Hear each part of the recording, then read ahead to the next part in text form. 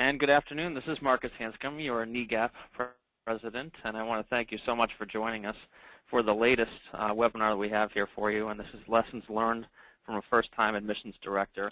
And I want to thank Ariana Belayan, our Professional Development Chair, for securing this webinar. She's been great at securing a number of webinars for us this year, and some that we've even tag-teamed on for our National Association, so we sincerely appreciate her efforts.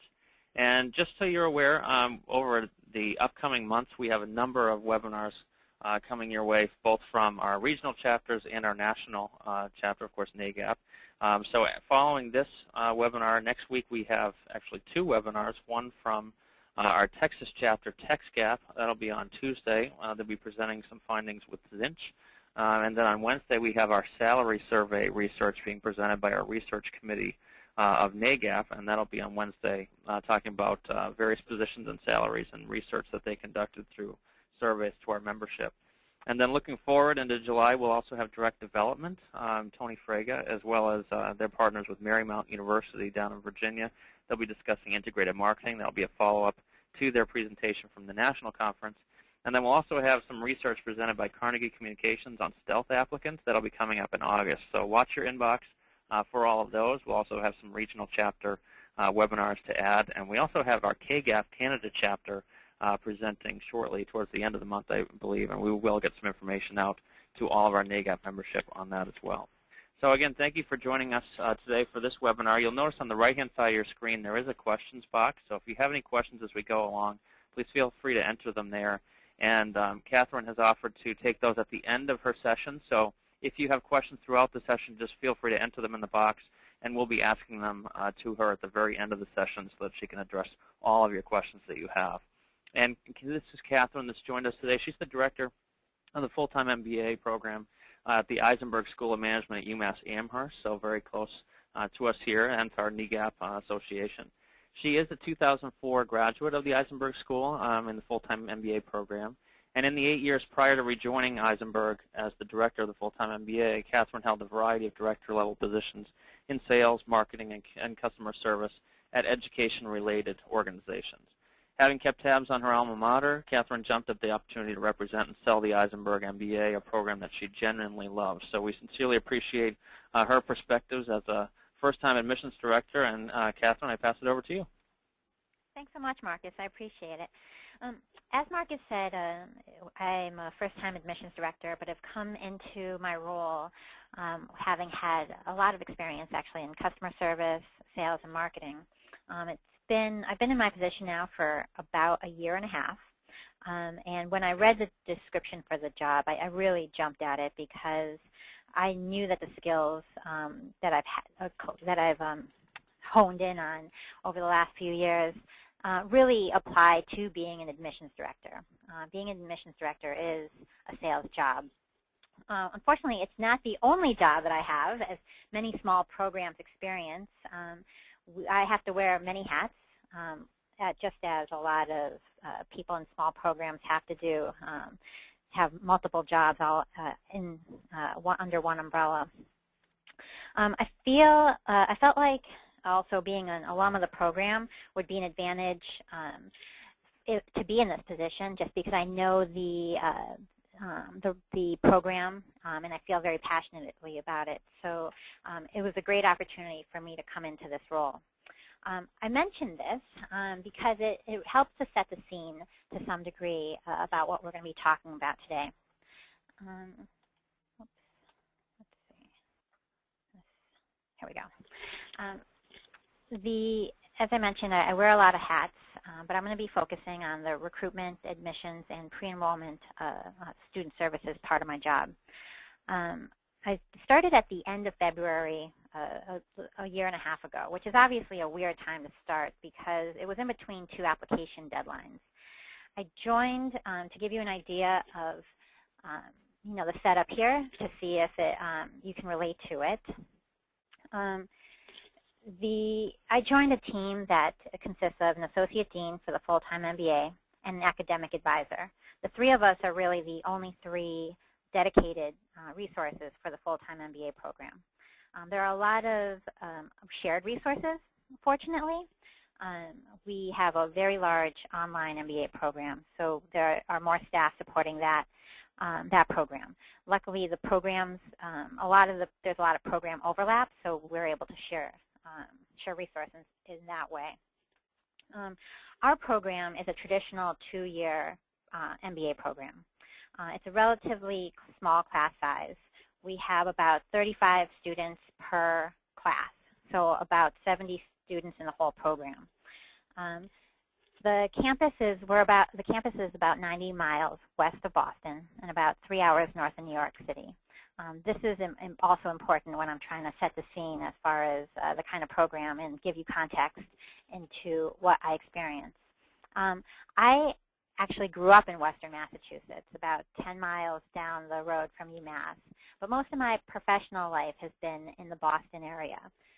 So in relating to students who aren't from the area, it helps that I also feel passionate about Western Massachusetts. Another aspect or characteristic of our program is that we're a part of a large research university. UMass Amherst has 26,000 students in it, and it's pretty much a small town in and of itself, just the campus. So I mention this because when I talk to students and they hear UMass, they think about this really big campus. But in actuality, the program itself is smaller. So I try to distinguish that as well for students who are trying to understand, what our, how our program, what it looks like and operates.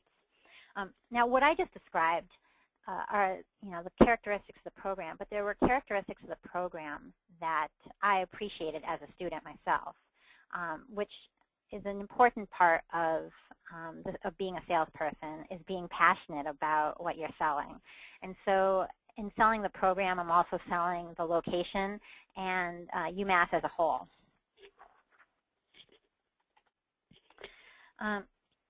Recruiting to me reminds me of, as admissions professionals, you have probably heard this before, but recruiting kind of reminds me of dating.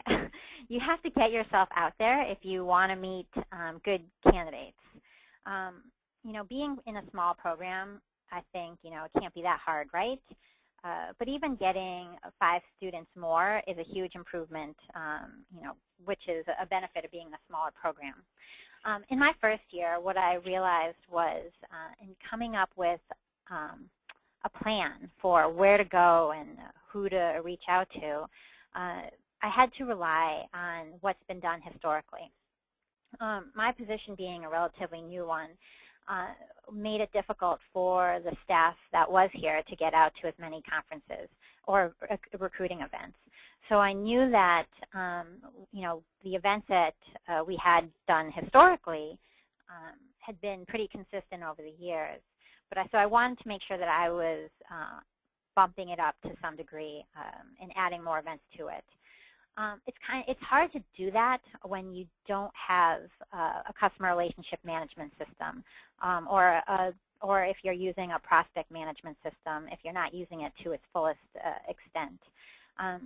So for me, my first year, to some degree, was a combination of doing what had been done historically and, somewhat of a throwing spaghetti to the wall type of approach with figuring out which other kinds of events I should go to.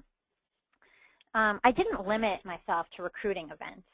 I made sure that I had included some conferences and career fairs as well, networking events, any opportunity that I had to talk about the program in any kind of professional setting, not unlike volunteering to do this webinar, to get the name of the program out there helps. Like I said, being a small program, even if one of these experiences were to bring in a candidate that actualizes as a student, is a huge win.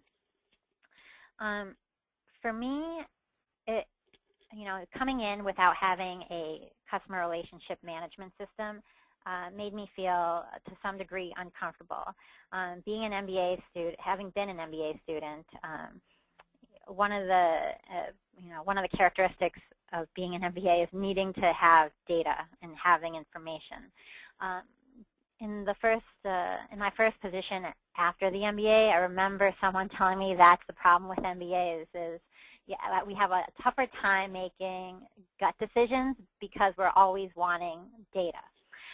So for that reason, I'm excited when we do get our customer relationship management system, so I could put a little bit more science into figuring out where our prospects come from and how, especially where our qualified prospects and applicants come from. Because not knowing is definitely a problem, but luckily it's a problem that's being fixed. For the time being, I've now had a year of experience in seeing what types of events seem to me more successful than others. I have been the one going to every event out there in my first year.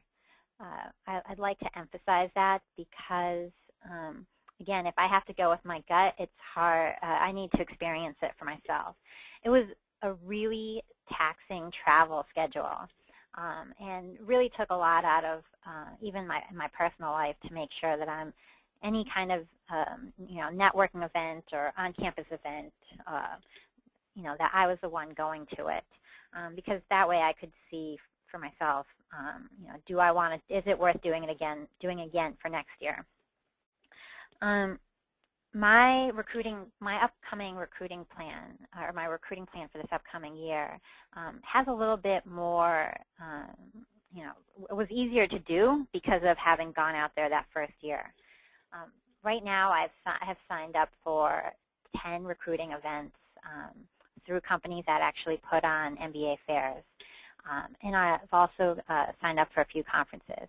But what I'm doing differently for this upcoming year is using the resources that we have and the other staff that we have here as well to take on and help me out with some of these events. Being able to leverage that we have such a large online population for the MBA program as well, and using the staff for those programs, identifying events where I can have some of the online MBA staff go and represent the program there. Another aspect of what will help us be successful with this upcoming year is looking internally with the students that we have in the program. Just as I was a natural ambassador for the program when I had left, I can identify students in the program right now who are natural ambassadors for the program. So, and are happy to go out and help with the recruiting aspects of it. So I have a graduate assistant who's going to be helping in going out to some of these events to sell. Now, as I let go of some of the control of actually going to the event myself, I like to make sure that I get everyone together, and prep them before they go. An important concept in the sales world when going out to do these kinds of events is lead collection.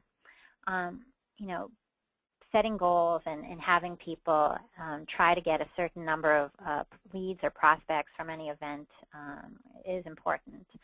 Having these conversations while being out there and coming back without contact information is not as helpful as if you had the contact information, which seems, if you're not a natural salesperson, something that's a little difficult to do, but super important. So I definitely prep anyone that's going out to represent the program and replace me in these situations to give them a little goal and have them come back with these leads.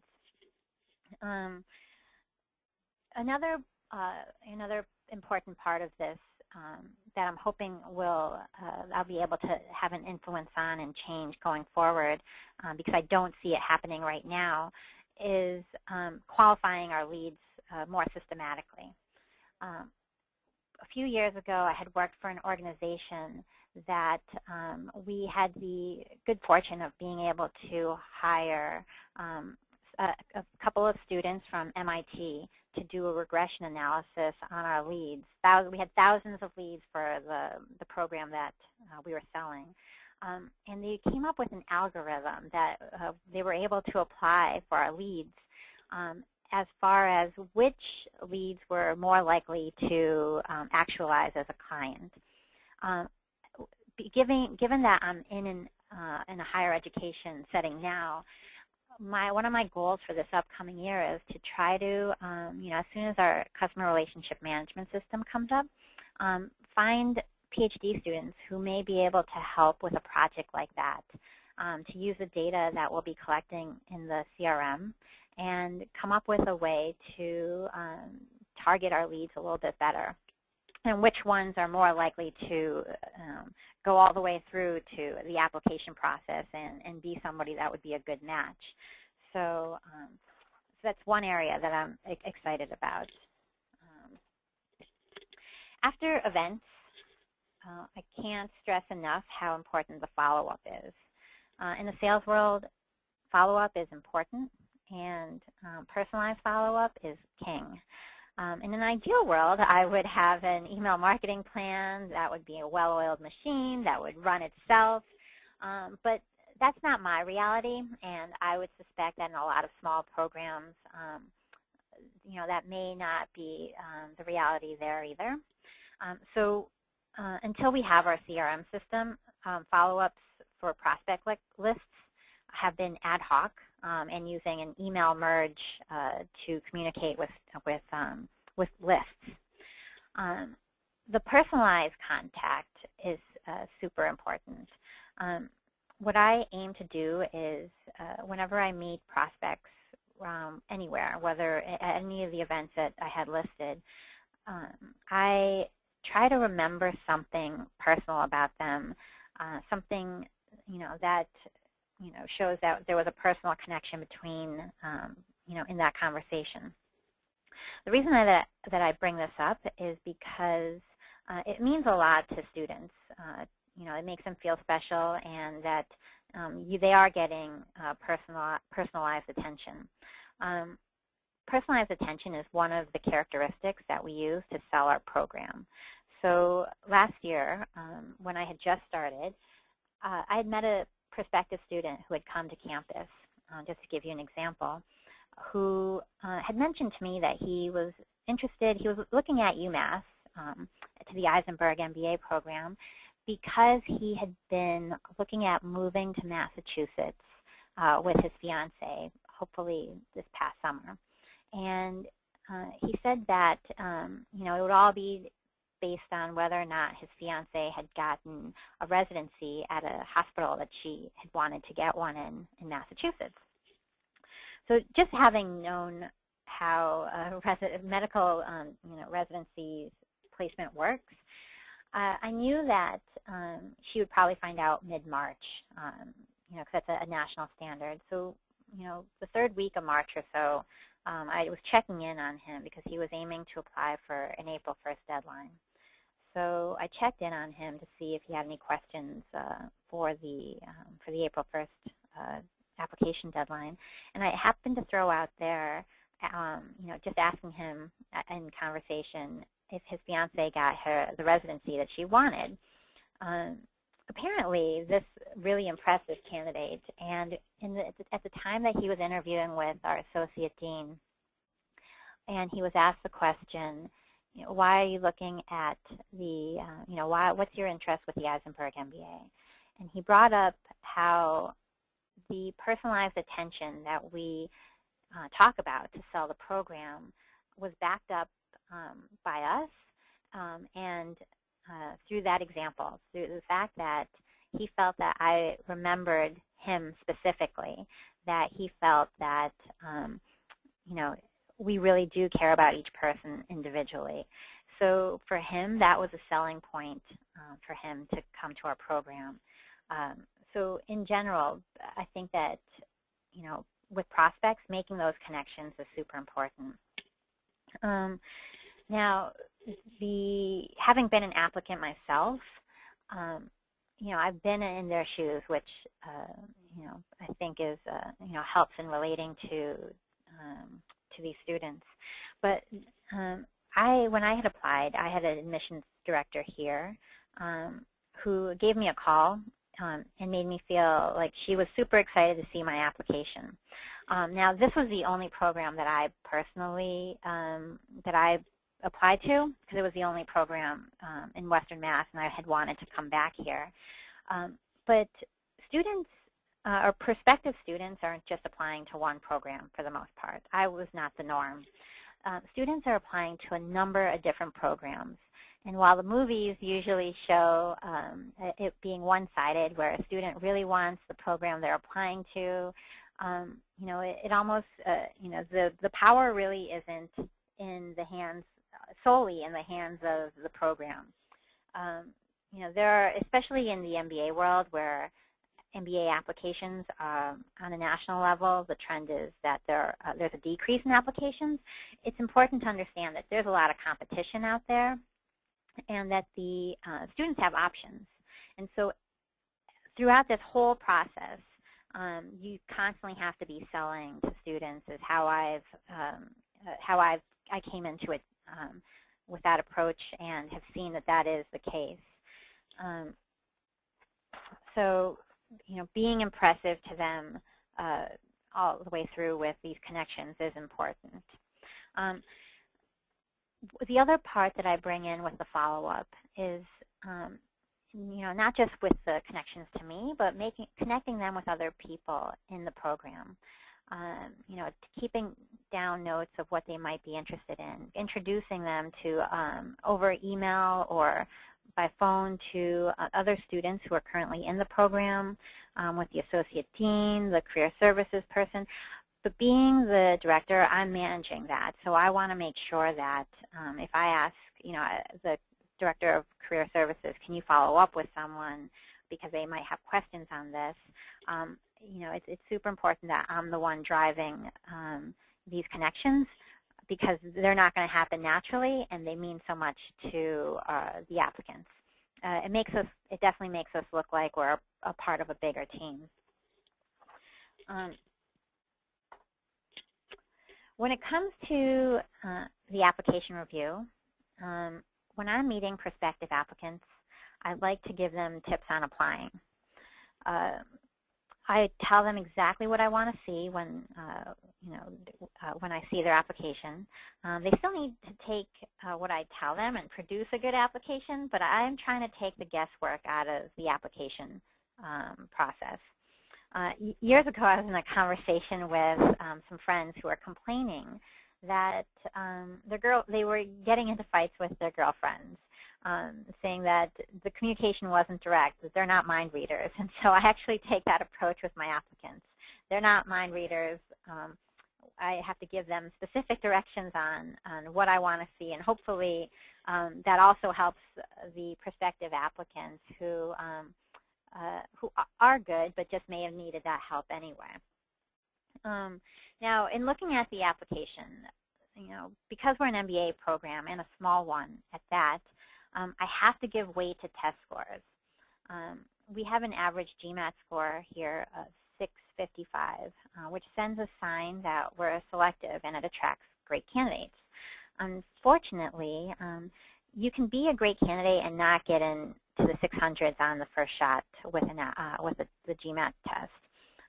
Personally, I've taken the GMAT 3 times, twice for this program and once because I had considered going for a PhD. It's a test that I personally dislike, so I can relate to students who tell me, you know, that they dislike the test and maybe they didn't score so well. One of the reasons I bring this up is because it's yet another way to connect with students when I tell them my story. And even though we're a small program and I can't, you know, one outlier of a score in the low 500s could hurt our average, which is something I need to manage, I still review applications that have a score that tends to be on the lower side. What I've done for applicants is pick up the phone after having reviewed the rest of their application, pick up the phone and do exactly what the admissions director did when I was an applicant. Say, the rest of your application looks good, but your GMAT score seems, it's on the lower side, and I don't think that, we'd be able to help you with an assistantship.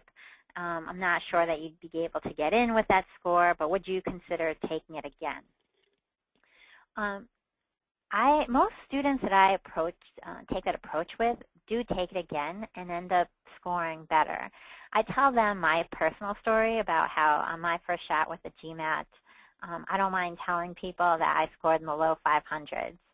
My second shot, after 4 weeks later, I got a score in 100 points better.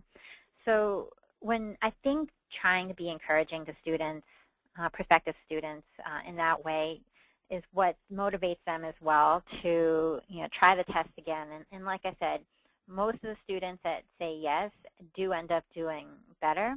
And even for the ones that don't, I only really approach it if I can consider them regardless of whether or not they score better. So I never discount people with low test scores within a reasonable range. Because an MBA is a professional degree, I also have to care about applicants' work experience and career goals. I try to put myself in the shoes of the Director of Career Services, who will have to work with these students after to get a job. So he's depending on me to input the program with students who he'll be able to sell later. As thinking about how my decisions are affecting the program as a whole really makes me take a holistic approach to the admissions process. Finally, on the application review topic, one of the things that I also try to do is, I read each personal statement carefully, assuming that the GMAT and the work experience look good, and I'm hoping for a good personal statement. Barring disasters, I will likely be inviting a number of applicants that look good on paper to interview with us. And so the personal statement is a great way to generate questions for the interview. It's also a good sign to the applicant that you remember what they wrote in their personal statement and aren't asking questions that have already been answered. Before I had arrived into the program, we had somebody interviewing here who didn't necessarily have the time to read every personal statement, and some of the feedback that we had gotten from applicants later, that I was told was that it seemed like the person interviewing hadn't read their application, and so it was a turnoff for that person. So again, you're even selling the program as you're interviewing. And speaking of the interview, it's the last hoop to jump through to come into this program. We interview every student that we're considering. I think most MBA programs do this, but I don't think that every grad program does. We have a few dual degree programs with the MBA here at UMass, and I know for one of the other master's program, they make their admissions decisions based solely on the application. Now, the reason why the interview is so important to us, and it's a step that had only been implemented 3 years ago, is that it helps to, really make sure that the person is going to be a good match from a cultural perspective and from a likability perspective. My interview style tends to be one that's more relaxed and engaging because I want the applicant to feel relaxed so that I can get a better idea of who he or she is. What I tell, when prospective students ask me, what are you looking for in the interview, I say, basically, I want to make sure that that you can communicate verbally, that you can back up what's on your application. And do I like you? And usually I get this look this look from prospective applicants, like, what do you mean that you like me? And I tell them, because here's the thing is that in my experience, being likable, it carries a lot of weight, actually.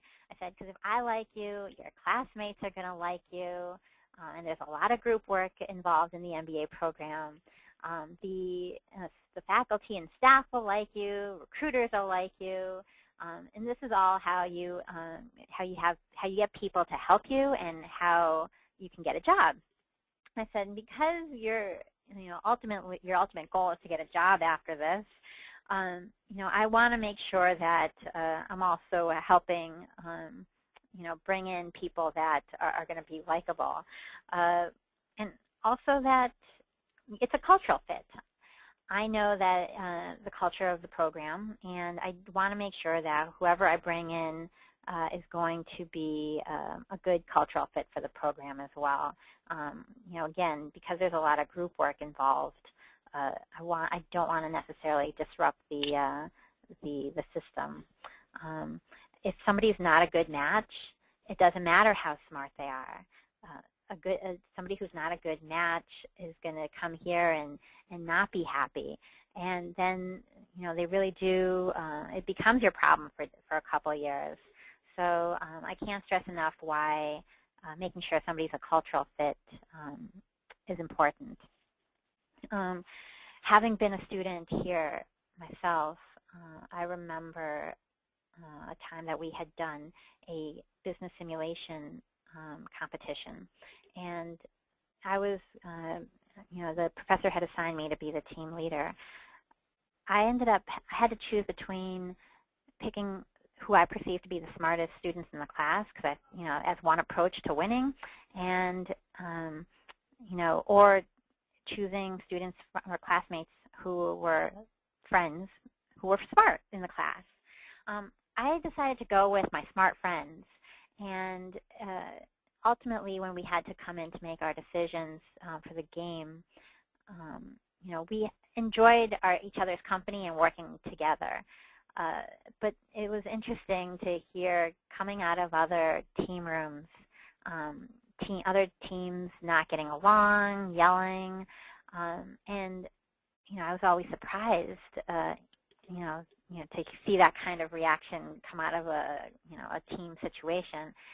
Ultimately, I tell this story because ultimately our team had won the overall semester game, the business simulation, and it was one of the lessons that I had learned. One of the most important lessons I learned while being in this program is that you don't necessarily have to have the smartest kids on your team. You all just have to work well together, and so I try to communicate that, with our interviewees as well, is that I want to make sure that, it's not just how smart you are, but how well you'll be able to work with others. And of course, we're going to help develop students in that way, but it helps when they come in with somewhat of a background already. When I've come to the decision as to whether or not I'm going to accept or deny them, I find that being timely with those decisions are important. There's, to start with, those that we decide that we will not be accepting. There are good denials and there are bad denials. And, in any kind of situation where you've been turned down, there are people who are going to do it better than others. So when it comes to the denial, I focus on communicating how the accepted students were exceptional and how the competition was stiff. It's not so much about the denied applicant being bad so much as it's about the few that we could take being so good. For me, it's making sure that I'm not blowing somebody off as a way of it's not a good practice for denying anyone, because if somebody walks away feeling as good as one could about being denied, it's still a positive thing for for the program and the reputation of the program. When it comes to the communication for those that were accepting, I like to make sure that I keep the excitement up. And every once in a while, after interviewing someone that I know right, at that moment that will be accepting them, I get excited, and I will, communicate every once in a while to somebody it's a no-brainer that yes, you did a great job today, and I can tell you right now that we'll be accepting you, and we'll send you an official letter of acceptance within a few days. Students get really excited about that, and is what I've noticed. And keeping up that excitement is a big part of the continuous sell that we're doing. When it comes to applicants from UMass, now again, because we're an MBA program, I'm expecting, hopefully I communicate 3 years of work experience that is necessary to come into the MBA program. But we still get applicants who are applying straight from undergrad, and while it's not impossible to get in, it is harder. But when it comes to people who are coming up just short on the work experience, I like to be encouraging, because I'm still selling the program. Even if I can't take them this year, the goodwill that I put out there will hopefully have them coming back to apply for, in a couple years. With UMass students, I even go so far as to bring them into the office and say, I got your application, but right now you're not, we won't be able to consider you for acceptance into the program, because you need some work experience. And I will actually give them a one-on-one consultation on, if this is what they really want, how to position themselves over the next couple of years to come back. Again, constantly selling.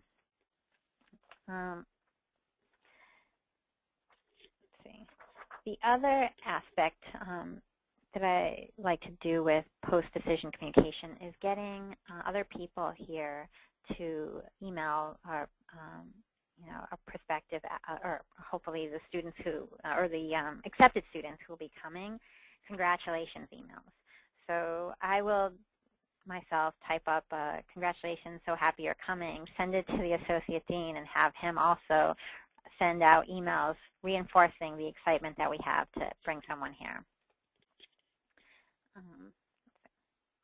Now, as far as pre-enrollment service is concerned,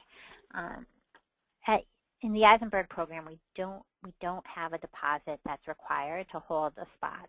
And so, from what I understand, every summer we'll lose 1 or 2 students before they even get here, who will give a commitment, just whether it's saying I will be coming. There's no other, because we don't have a deposit, we have to take their word for it, and that is tough to manage.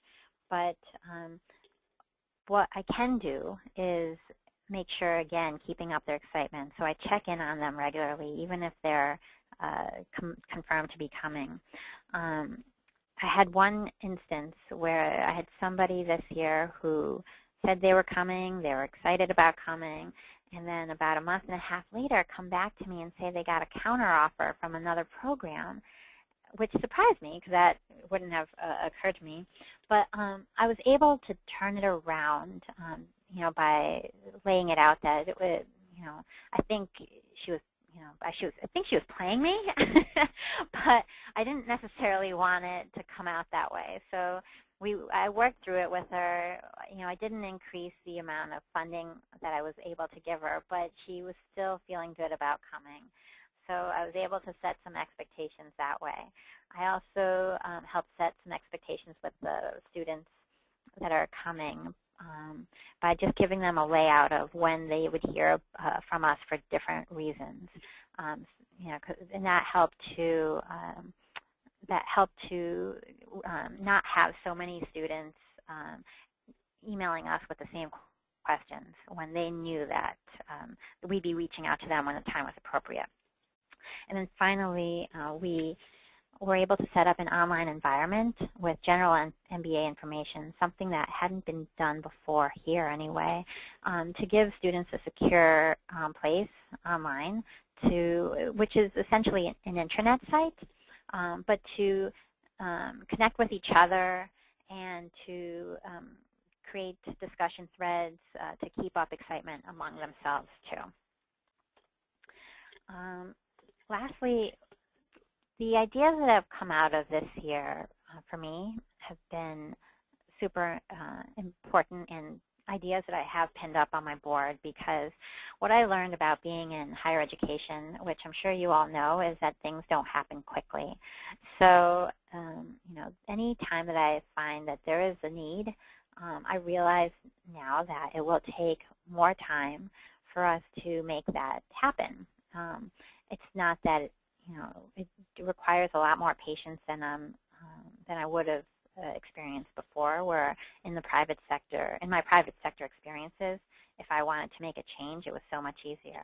But nonetheless, I can see where we've improved over the course of the last year as well. And so what I'm looking to do for this upcoming year is include admitted student weekends, which we don't currently have, but to keep selling, we're implementing deposit requirements to hold one seat so that we'll have less game playing from students. We're getting our CRM system up soon, so I'm looking forward to seeing what the capabilities are so we can take advantage of those opportunities. And as I mentioned earlier, finding a way to qualify our leads as well, because even though we have a small staff, we need to figure out how to work smarter, not harder. So with that said, I want to thank you all for tuning in today, and I'd be happy to take your questions now. Katherine, that was great. There were a couple of questions here. And for those of you who have any further questions, feel free to enter them in the box, and we'll be happy to add them to the list here. The first question is from Jamie Silver. What companies are you working with that put on MBA fairs? And he says the ones I will look into cost a fortune. Yes. So I do work with QS, and they do cost a fortune. They're about $3,300 per event. But Kaplan does a Road to Business tour in August. It's 6 cities in 8 days, and if you sign up for all 6, it comes out to about $3,300, something like that. So it's actually, to get these 6 events for the price of one is, for us, it was a no-brainer. It's quite the schedule, though. Last year, I did all 6 cities in 8 days. They went to Chicago, LA, San Francisco, Boston, New York, and DC. So those were and they brought in a lot of people as well. So those were a lower cost option for us. With QS MBA, I know that I wasn't 100% sold on it being the right venue, but in talking to different admissions folks, I learned that while they may have we may have some customer service issues to work out, that they really do have a far reach. And one other note on which recruiting events, the virtual fairs that The Economist put on, or GMAC, if you're considering a virtual fair, I personally have decided to pull out of the virtual fairs this year, because I felt like we don't need more international applications to come in. We actually need to focus more on domestic applications, and virtual fairs tend to bring in more international folks than domestic. So, and those cost a fortune as well. Okay, our next question is from Kelly Twitt. How do you determine likability and cultural fit of a candidate subjectively, and how do you document that on an application review or interview form? Sure. I think how we document it, with cultural fit, I'm trying to create a diverse class setting, and so I want to make sure that that the students are relatively getting along. Sometimes you'll pick up on things that people say. I don't have a specific example, but you'll pick up on something somebody says, which is either a good thing or a bad thing, that really drives home what they're looking for. So, for example, we'll have folks who will say, they really enjoy working with others, a collaborative culture.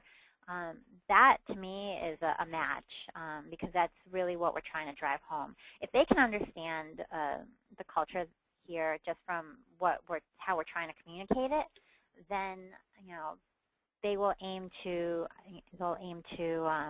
help me identify how they are a fit. With likability, I think that it's hard. I had one person who had come in, and she was just not nice to the staff here, the front office staff.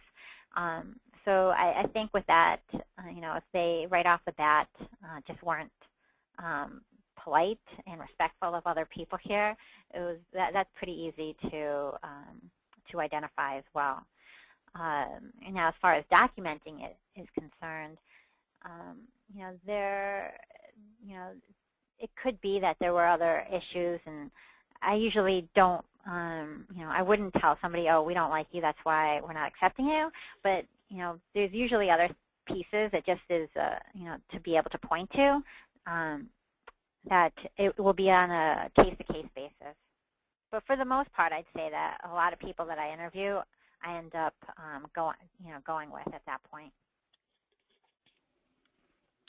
Okay, the next question is from Jacqueline DiMaggio. You mentioned the Graduate Ambassador Program. Did you start that when you took the position, or was it already in place? And do you have any suggestions for starting one? Sure. It wasn't in place. It was less formal, though. There was, to some degree, a call out for, can we get some prospective students to help out with this event? And now I actually meet with the 3 club. We have MBA clubs here. We have 3 of them. And so every month I meet with the leadership there so that I can get an idea of how I can help them, and vice versa, how they can help the program. And the selling point in creating this is that improving the program is going to be a benefit to them for the rest of their lives when they are then alumni. For me, the reputation of the program, 8 years out, is still important, regardless of whether or not I work as the director of the full-time program here. And so I think the students get that. And so they want to help, and they want to make sure that the program improves as well. And they want to make sure that I'm getting in more students that are going to be great representatives for the program. So in doing that, I give them a list of events where I'd like to have them help out with, and they're happy to volunteer. The on-campus events is much easier. For the off-campus events, I have, for example, a student that is going to the Reaching Out MBA conference in New Orleans. He had asked if UMass would sponsor a table there. Now, it happens to be a time that I'm actually not able to travel to it. So what I've done is offered him, I said I would be happy to get a table and, even pay for you to go down there to represent the program, as long as you're doing half tabling and representing the program, and then the other half you can take advantage of the conference yourself. So there are perks to it. Okay, our next question is from Ellen Manganiello. Can you share which CRM system you are implementing, and if its use will be limited to just your MBA program? We are implementing IntelliWorks by Hobson's, and it is, I wish it was just limited to the MBA program, because then it would probably be easier to implement. But it's going to be for the whole school, the whole business school, which is part of what makes it more challenging to get up and running, because the undergraduate program has different needs than the graduate program, and the more people involved, the harder it is to implement. But having worked with different CRMs, I have a sense for what to expect, and I can't wait for the day to get it. Okay, next question from Marshall Bradway. Does your school require the student to sign anything reserving their seat once they're admitted to the program, and if so, what do you use and how has it worked for you? At the moment, we don't, which is exactly why I went to the university grad school, because that's a centralized, that's a centralized department that governs these kinds of rules, and said that in the MBA world, we need a deposit because just for a student to go into the system and say, yes, I'm coming, is not enough. And so while we don't have anything yet, next year at this time we should have the deposit set up and any kind of language that we'll need them to sign off on. Okay, Brett DeMarzo was asking, what is one or two things that you utilize most from your professional sales or marketing experience in your new role in admissions? I would say it probably has more to do with Excel skills that I have. I think in my sales experience, managing prospects and the pipeline has always been the key thing to being a successful salesperson. And here, we don't necessarily have anything to help us set up that type of pipeline. But having that in mind, I'm lucky to have pretty strong Excel skills. So I can take a report from the application system, and I've created a dashboard.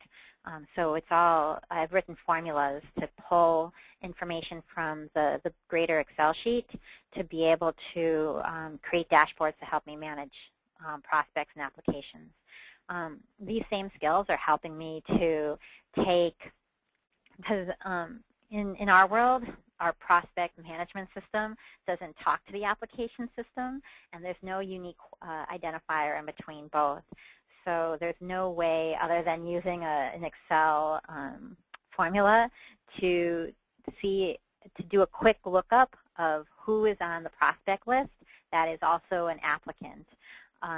So I feel like just basic skills, computer skills like that is what's helped me most, in addition to just knowing, having been trained more in sales, I think, having these, being goal-oriented, especially when it comes to generating leads and follow-up and contacts. I would say easily that, these are the kinds of skills that have been helpful, super helpful to me in being able to increase applications this year, which is something that we were able to do. We had more applications this year than we did last year. So hopefully it's a sign of some of that. The next couple of questions are actually related, so I'm going to combine them. They're from Ellen Manganiello and Janet Long. You have a class size of 35, you had mentioned, that you brought in for your full-time MBA. How many applications do you tend to receive per class, and how many of those do you accept? And the other question was, what is your acceptance rate? So if you could reflect on that. Sure. We have a class size of about 35. This year, for example, we had 250 applications. For the 35, I accepted, it was about 55, I'd say it was about 55 students that were accepted. So a little better than half confirmed to come. Okay. And can you expand a little bit more on this is Jamie Satter's question from Salem State. She's asking, can you expand a little more on your intranet site, and what technology do you use, and what type of content do you share on that site? Sure. So actually this is something that's fairly new, because I had originally wanted to create an intranet site, but just based on the resources that we have here, there was no way to do it in a secure setting. And the technology folks that are dedicated to the business school were busy with, their priority was getting the CRM system going and our learning management system. So one student had suggested, because now we're using Blackboard Learn for our online and full-time classes that have online components to them. So what she had said was, we should have a BB Learn platform for orientation, because I have students, the returning MBA students, involved with planning orientation and helping with our incoming student communication plan. So I said, that is a good idea. I've never actually been in Blackboard Learn to see what it looks like, but as she was describing it to me, it pushes announcements. It has threads so that students, because it's meant for a class, discussion threads. You could post notes and videos, anything. So I had a graduate student look into whether or not it would be possible to create a platform on BB Learn for just the MBA program itself, so that it wasn't necessarily tied to a real course, and that no grade would be necessary. And so it actually turns out that you can do that. So right now we're generating the content for it. It's basically going to have a library of forms that students may need. I'll have the schedule that they're going to have coming up, any textbook lists that they're going to want before they get here. And because you can activate and deactivate information as you go along, you can decide when you want to push certain information. Now, next year, what I understand is that we'll be able to duplicate the exact same platform for the next year's class and just tweak it as we see as necessary, so we don't have to input everything all over again. So this is actually a project an ongoing project that we're really excited about, because it doesn't have an expiration date. We decided to use it not just for orientation, but all the way through for the next 2 years. So when the students log in to do their coursework, they'll also see messages that we push out to them, and we can assign them tasks as well. So for example, if there's a form they need to fill out, we can see whether or not they've checked it off, if they've done it. There could be tasks that we assign them that they don't actually get to check off, but that we get to check off when they've actually done it, because it's that important type of thing. But it's so I think we're excited to see how this plays out, but I'm expecting it to be a useful tool. And we actually called it MBA Toolbox, class of 2015. So that they know that that's where they can go to get information. Catherine Hamilton's asking here, can you discuss the algorithm that was used to qualify leads that you have within your CRM or within your process? Sure. That was actually at a different company that I had worked for. We had a couple of MIT students that had created it. I personally wasn't, I didn't see it myself, but it was interesting. So having done statistics within the MBA program, I have an understanding of what regression analysis is. And so it was basically a regression analysis that they had done. And then we're able to, and I'm not sure exactly if they had done it. They had done it in something as simple as maybe Excel, to be able to give a scoring. They came up with some kind of scoring to give us an indication of which leads we should prioritize. So that's why I'm interested in finding possibly a PhD student here who may be able to help me identify, if we're not already collecting the data, that could help us figure this out, and helping me find out, all right, what kind of data do I need to start collecting to be able to qualify people. Okay, we have a couple of questions from Andrea Antes, I believe is the last name. Have you run into any issues with supervising your team or received any pushback from faculty and staff? And if so, how did you address those issues?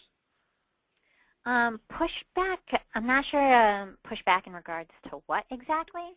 As far as push with any of the changes that we may have been doing, I haven't had any real pushback. I think because I didn't come in trying to change things from the get-go without understanding how things worked.